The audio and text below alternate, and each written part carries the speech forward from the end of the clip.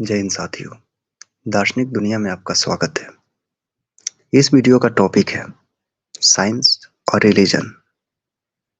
विज्ञान और धर्म के बीच सदियों से ऐसी बातें होती रही है। कौन बेहतर है, कौन हमारे समाज को आगे बढ़ाएगा। तो चलिए इस टॉपिक को डीपली समझते हैं। सदियों से हम जिस धर्म को फॉलो करते आए हैं उस पर लोग तरह तरह के सवाल उठाते हैं। शुरुआत से हमारा समाज एक ऐसे मोड़ पर चलता रहा है जहाँ धर्म का बोलबाला रहा। लाखों करोड़ों लोग धर्म को फॉलो करते रहे हैं, पर आज के टाइम भी उस धर्म को हम अपने सिर पर उठो रहे हैं, जबकि हमारे द्वारा इस्तेमाल की जाने वाली सारी चीजें साइंस से बनी है। तो क्या साइंस बेहतर है या रिलीजन सही है? तो चलिए इसके बारे में हम बात करते हैं डिटेल में। सबसे पहले हम यह देखते हैं कि साइंस होता क्या है, कैसे काम करता है। तो साइंस की जो बेसिक डेफिनेशन यह है कि जो अपने आसपास की चीजों को देखकर ज्ञान अर्जित करता है और वो एक कंक्लूजन तक पहुंचता है। और कंक्लूजन तक कैसे पहुंचता है? वो होता है एक्सपेरिमेंट्स करके। ऐसा नहीं कि किसी भी चीज को देखा और मान लिया या फिर एक दो ट्रायल के बाद उस बात को सत्य मान लिया जाए। ऐसा नहीं होता है। साइंस होता है तरह तरह के ट्रायल्स करना, और फिर एक ही बात अगर निकल कर सामने आए। अगर मैंने गेंद को ऊपर फेंका हवा में, तो हर बार नीचे आएगा। उसमें किसी इंसान के साथ वो बॉल भेदभाव नहीं करेगा। जो ग्रेविटेशन है, अगर कोई महिला उस बॉल को फेंके तो भी नीचे आएगा, कोई पुरुष फेंके तो भी नीचे आएगा। किसी भी जाति, किसी भी देश के लोग, हर किसी के सामने वो ग्रेविटेशन जो है वो अप्लाई होगा। तो साइंस पहले एक्सपेरिमेंट करता है चीजों को, और बिना प्रूफ के, बिना रिसर्च के साइंस किसी भी कंक्लूजन को सत्य नहीं मानता। जब तक से कोई चीज प्रूफ ना हो जाए, साइंस उसे सत्य मान ही नहीं सकता। और हम आज के टाइम में साइंस की तमाम चीजें, लगभग सारी चीजें जो हम इस्तेमाल करते हैं, जो चीजें हमारी सुविधा देती है, हमारे कामों को आसान बनाती है, वो साइंस की देन है, वो विज्ञान की देन है। सबसे पहले तो ये जो आप वीडियो देख रहे हो मोबाइल पर, कंप्यूटर पर, इंटरनेट के माध्यम से, ये साइंस के द्वारा है। जो हम कपड़े पहनते हैं, जो जो घर बनाया जाता है, जो हम इतनी आसानी से चल पाते हैं, जगह जगह ट्रैवल कर पाते हैं, या फिर सिंपल सा कि सूर्य जो है, सूर्य का प्रकाश हम तक पहुंचता है, और सूर्य के प्रकाश से जो सोलर पैनल बनता है, उसे हम इस्तेमाल अपने द्वारा कर लेते हैं। तो ये सब साइंस की बदौलत हो पाया है। साइंस की सबसे खास बात यह है कि वो प्रैक्टिकल वर्ल्ड की बात करता है, हिपोथेटिकल दुनिया में नहीं जीता है।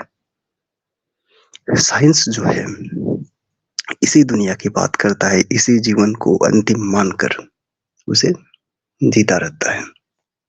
तो नेक्स्ट स्लाइड की ओर अब हम बढ़ते हैं। अब देखते हैं कि धर्म क्या है। तो रिलीजन अक्सर बात करता है गॉड की, आत्मा की, मतलब जो इस दुनिया से परे है। अगर एक लाइन में कहे तो इस जगत से परे अगर कोई शक्ति है, तो रिलीजन अक्सर उन्हीं चीजों की बात करता है। रिलीजन जो तरह तरह के भगवान, इस भारत देश में तो रिलीजन ने सदियों से कब्जा करके रखा है। एक हो गया, रिलीजन में ही दो तरह की चीजें होती है। स्पिरिचुअलिटी एक हो गया। स्पिरिचुअलिटी हिपोथेटिकल वर्ल्ड की बात करता है, मतलब मन को शांति करना, अपने ही काल्पनिक दुनियाओं में जीना। और रिलीजन में जो इंसान रिलीजियस होता है, वो भगवान को पूजा अर्चना करके प्रसन्न करता है। जो रिलीजियस टेक्स्ट हो गया, भारतीय संस्कृति पर रिलीजियस टेक्स्ट की काफी ज्यादा प्रभाव है। जो भी धार्मिक ग्रंथ है, वेद हो गया, उपनिषद, वेदांत, रामायण, महाभारत, ये सारी चीजें, जो वेद जो था पुराने समय में, वो पहला ग्रंथ माना जाता है। उपनिषद हो गया, वेदांत में जो ब्रह्म की बातें करी गई है कि उसे जाना नहीं जा सकता, इस पर बहुत तरह के सवाल उठाए जा सकते हैं। तो चलिए देखते हैं कि कितने तरह के रिलीजन होते हैं। तो एक कल्ट होता है पहला तरह का, और दूसरा स्पिरिचुअलिटी। ये दो ही चीजों में रिलीजन बटा हुआ है। मतलब हो गया कि कोई विशेष समुदाय, कोई समाज है जो अपने आप को आइडेंटिफाई करके रखा है दूसरों से, एक समाज गुट की तरह रहता है, फैमिली की तरह रहता है। जैसे हिंदू, मुस्लिम, क्रिश्चियन, सिख, जैन, बौद्ध, ये सब एक कल्ट की तरह हो गया। लेकिन इस पर भी सवाल उठाया जा सकता है कि जो हिंदू है, क्या वो वास्तव में एक ही है? जो मुस्लिम है, क्या वो एक ही है?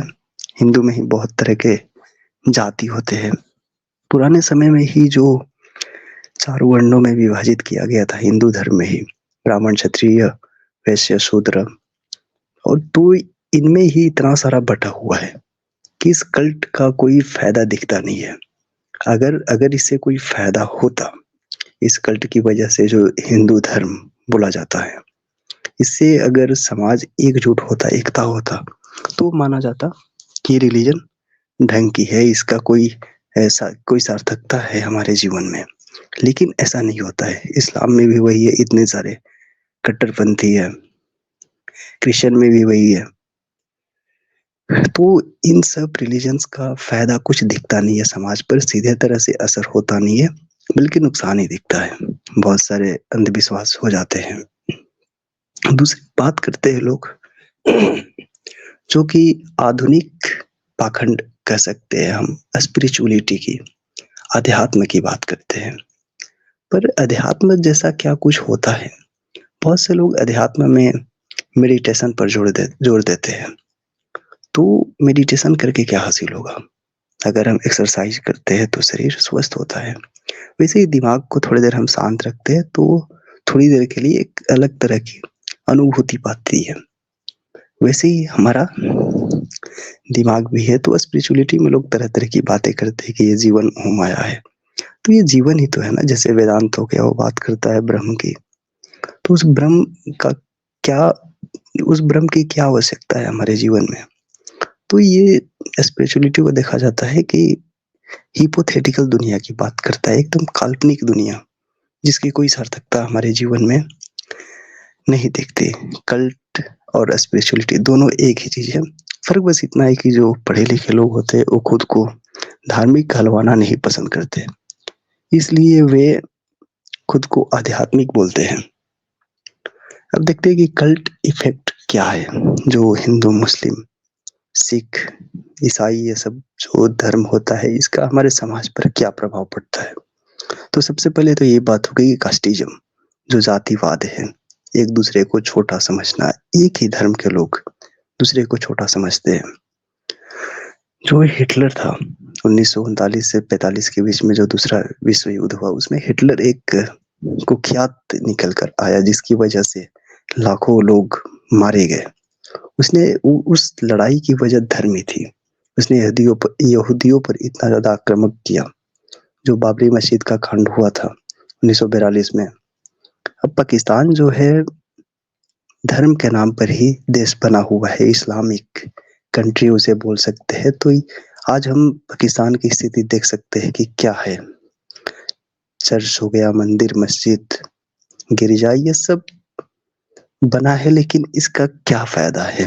दलितों को मंदिरों में जाने से रोक दिया गया है। जो बहुत सारे गुरु हो गए, आसाराम हो गया, जो अभी जेल में है, रेप करते हुए पाया गया। और भी तरह तरह के धार्मिक गुरु मिलते रहते हैं, जिनका समाज पर एक बुरा प्रभाव रहा है। राम रहीम भी उसी में से एक शामिल है। ये गुरु बहुत ज्यादा अंधविश्वास भी फैलाते हैं। अब देखते हैं कि स्पिरिचुअलिटी का इफेक्ट क्या है सोसाइटी पर। सबसे पहली बात यही है कि एक काल्पनिक दुनिया में बात करता है। इस वजह से हमारे जो वास्तविक जीवन में क्या चल रहा है, उसे हमें दूर कर देता है। जो हमारे समाज में फैली हुई है कास्टिज्म, उस पर बात ना करके ये कुछ और ही बात करता है। जो गुरु हो गए, ओशो उस समय थे, वो भी स्पिरिचुअलिटी की बातें करते थे, समाधि तक पहुँचने की। पर अगर समाधि तक हम पहुँच भी गए तो उससे क्या हो गया? अगर हम नशे में हो गए, धार्मिक होकर कि किसी से दुनिया से कोई मतलब नहीं, तो शराबी इंसान भी वैसा कर देता है। आज के टाइम में आचार्य प्रशांत भी काफ़ी फेमस है, जो अध्यात्म की बात करते हैं। पर ये सब जेब भरने का काम है, ये एक बिज़नेस की तरह है, और बिज़नेस नहीं भी है तो समाज को बीमार करने का एक तरीका है। जो हमारे जो ग्रंथ हो गए, वेद, उपनिषद, वेदांत, ये सब वेद में तो सिंपल सी कोई कुछ खास बात है नहीं, पर लोग उपनिषद और वेदांता पर जोर देते हैं। जो नचिकेता का एक उपनिषद था, उसमें दान दक्षिणा देने की बात कही गई है। वेदांत में ब्रह्म की, ब्रह्म का डेफिनेशन यह दिया जाता है कि ब्रह्म को जाना नहीं जा सकता, देखा नहीं जा सकता, इंद्रियों से महसूस नहीं कर सकते। पर इस पर एक सवाल उठता है कि फिर कैसे जान गए? अगर जब जाना ही नहीं गया तो कैसे जान गए कि नहीं जाना गया? और अगर ऐसा ब्रह्म है भी, कुछ करता नहीं है, तो फिर हम क्या करेंगे वैसे ब्रह्म के बारे में जानकर? वैसे तो बहुत सारी चीजें होगी, तो उससे निकलना ही बेहतर है। ये स्पिरिचुअलिटी का फालतू का चीजें हैं। जो ब्रह्म की बात की गई है वेदांता में, ये सब कोरी है, पूरी तरह से बकवास है। अगर अगर हमारा देश, अगर अध्यात्म से हमारे देश को कोई फायदा होता है, इस इंसान समाज को कुछ सार्थकता मिलती है, तो हमारा देश सदियों से गुलाम रहा है। ऐसा क्यों हुआ? शूद्र हो गया, यूरोपियन आए लूट गए, मुगल आए लूट गए, और हमारे देश के लोग आध्यात्मिक बने फिरते रहे, गुरु घूमते रहे, और फिर क्यों नहीं आगे बढ़ पाए? लेकिन यही दूसरी ओर हमारा जो साइंस है, साइंस ने समाज को बहुत कुछ दिया है।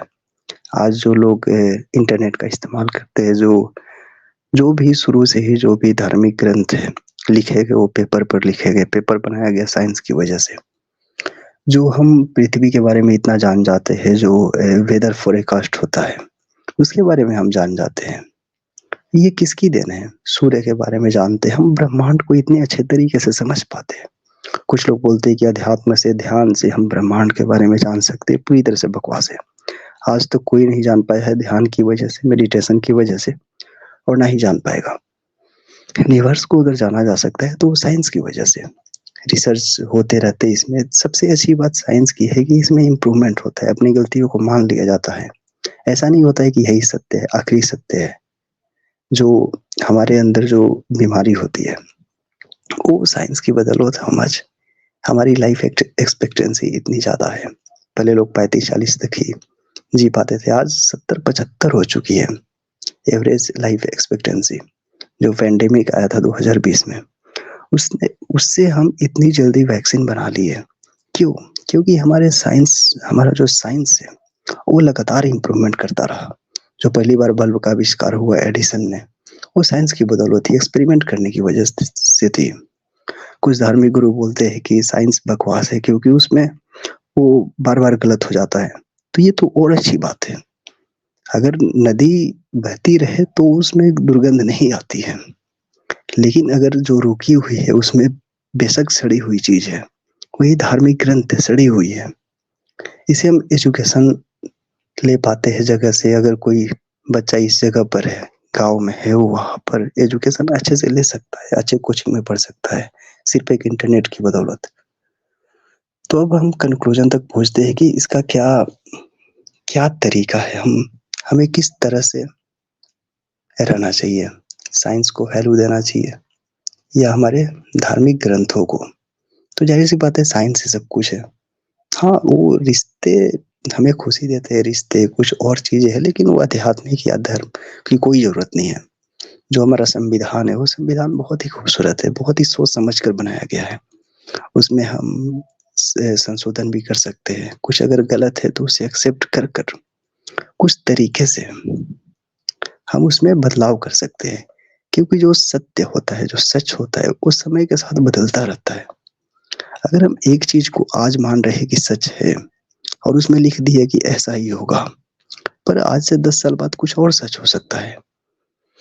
एक समय पर हमें लगता था कि सूर्य जो है पृथ्वी के चारों ओर चक्कर काट रहा है, पर उसी चीज को अगर किसी ने ग्रंथ में लिख दिया और आगे चलकर साइंस साइंस ने ऐसा पाया कि नहीं, पृथ्वी सूर्य के चारों तरफ चक्कर काटती है, तो साइंस ने इस गलती को मान लिया।